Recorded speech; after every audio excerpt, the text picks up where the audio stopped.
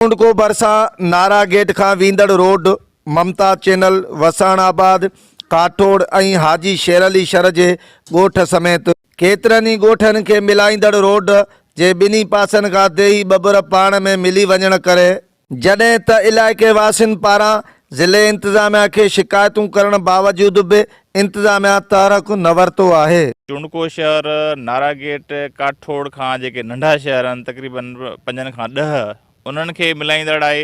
हिन रोड ते तमामु घणा देही बब्बर उहे थी विया आहिनि जो उन्हनि जे करे हिकु त अचण में तमामु घणो मुश्किलात पेश अचे थी। बंद जा बेलदार आहिनि या सर्वेयर आहिनि या पंहिंजो इंजीनियर आहिनि या SDO आहे, पर तदारक कोई बि कोन थो करे। कागज़नि में पघारूं बि खणनि था।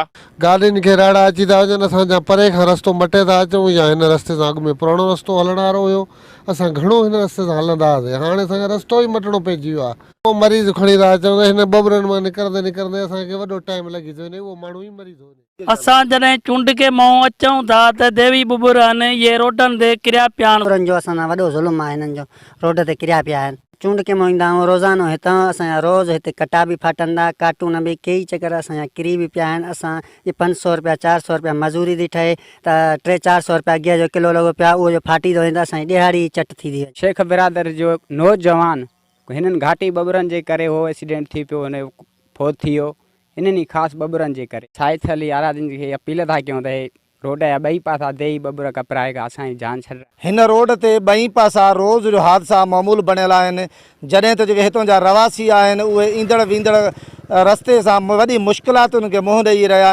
ज़िले इंतिज़ामिया खे घुर्जे त जेके हिन रोड जे ॿई पासा देही बबुर जेके बीठल आहिनि उन्हनि खे कटराए जीअं वधीक नुक़सान खां बचायो वञे। कैमरामैन इमरान अली मलाह सां गॾु ख़ालिक़ मलाह, सिंध TV न्यूज़।